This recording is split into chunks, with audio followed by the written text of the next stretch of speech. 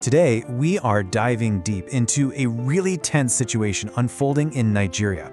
It's a story where a single political move made in Washington, D.C. has created these incredible shockwaves, leaving leaders and entire communities stuck right in the middle of hope and just a terrifying, growing fear. Everything kicked off with this statement right here.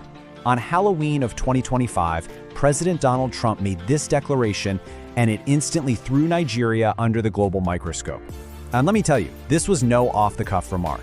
This was a signal, a really clear one, that a major policy change was coming and it was going to have serious consequences. So you have to ask, right, what atrocities is he even talking about? And after so many years of conflict in the region, why now? Why is the world suddenly paying attention? We're going to break down exactly what led to this and, more importantly, what it means for the future of Nigeria. Okay, so to really get what's going on, we have to start with the specific action the US government took. It's not just talk, it's a formal official designation, basically a political line in the sand that completely changes how the world is forced to look at this crisis. President Trump put Nigeria back on what's called the Country of Particular Concern list, or CPC for short. And the wording here, it's so important. This isn't for a few isolated incidents. The US government reserves this for nations where violations of religious freedom are, and I quote, systematic, ongoing, and egregious. I mean, that's an incredibly high bar, and it's a very, very serious accusation. But look, this whole designation, it isn't just about political jargon in Washington. It's a direct response to a brutal, horrifying reality that's playing out thousands of miles away. So let's shift gears and look at what is actually happening on the ground in Nigeria that forced this decision. We're going to start in a town called Egbe in Nigeria's Kogi state. For years now, places just like this, all across what's known as the country's middle belt, have been the absolute epicenter of these coordinated attacks that honestly rarely ever make the international news. And this is where it gets incredibly personal and just brutal. This isn't some abstract conflict. We're talking about survivors who describe raids carried out with military-like precision.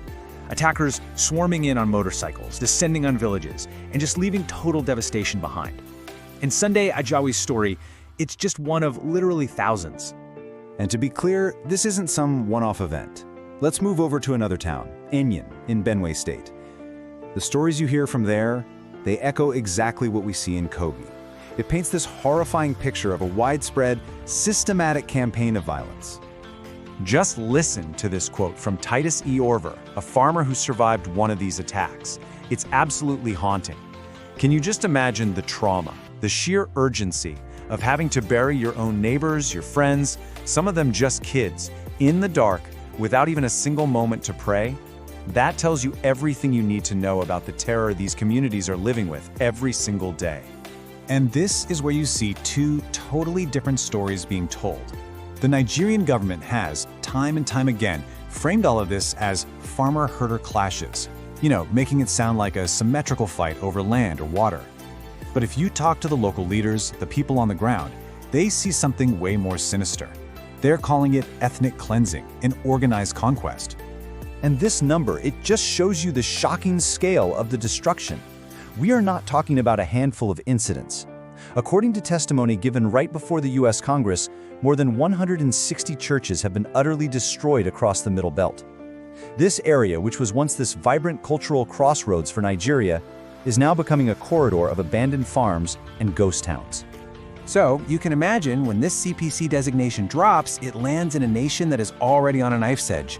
And for so many of the thought leaders there, the pastors, the professors, the community elders, it just sparked this really complex and volatile mix of two incredibly powerful emotions, hope and fear. So yeah, let's talk about the hope first. For thousands of people who've lost their families and their homes, this designation felt like validation. It felt like someone was finally seeing them. As one analyst put it, the government in Abuja can't just pretend this isn't happening anymore. And that international pressure, it creates real political leverage. It gives local leaders the moral high ground to demand their own government finally do something. For the first time in a very long time, they feel like the world is actually listening. But on the flip side of that hope is this deep, looming fear. Security experts are warning that the very same militia groups responsible for all this bloodshed in the Middle Belt are now systematically pushing southward.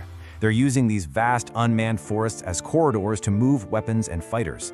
And the warning from leaders is chilling. This violence is no longer contained. It is now threatening the most populous part of the country, the southern coast. And all of this brings us to our final section. This combination of new international attention and an escalating threat at home has brought Nigeria to a critical fork in the road. For the leaders in the South, this has become, as they put it, a test of conscience. This quote from Bishop Samuel Adeyemi just captures the weight of this moment perfectly. For years, leaders in the South watched the killings happen in the Middle Belt, almost as if it were a distant problem.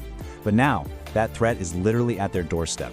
The bishop's words just hammer home that this is no longer abstract. It's an immediate, existential threat that demands a moral choice. And you can literally see how this threat is moving on a map. This didn't just happen overnight. For years, the violence was concentrated up in the Middle Belt. Then, you see clear evidence of it expanding through states like Kogi and Kwara. And now, the urgent warnings are coming from the most populous region of the entire country, the Southwest, which is home to the mega city of Lagos. It's a clear, steady, southward march. So after all of this, the brutal violence, the clashing stories, the international pressure, and this creeping fear, it really just leaves us with one final, very sobering question. What actually happens when violence on this scale is allowed to go unchecked for years and years? And I just want to leave you with this one last thought from Dr. Samuel Obande, a legal specialist. His words are just this stark reminder of the true cost of impunity, of letting things slide. Because when killers face zero consequences, the violence doesn't just keep going, it becomes normalized. It becomes a job, a career path. And that right there is the terrifying reality at the very heart of this crisis.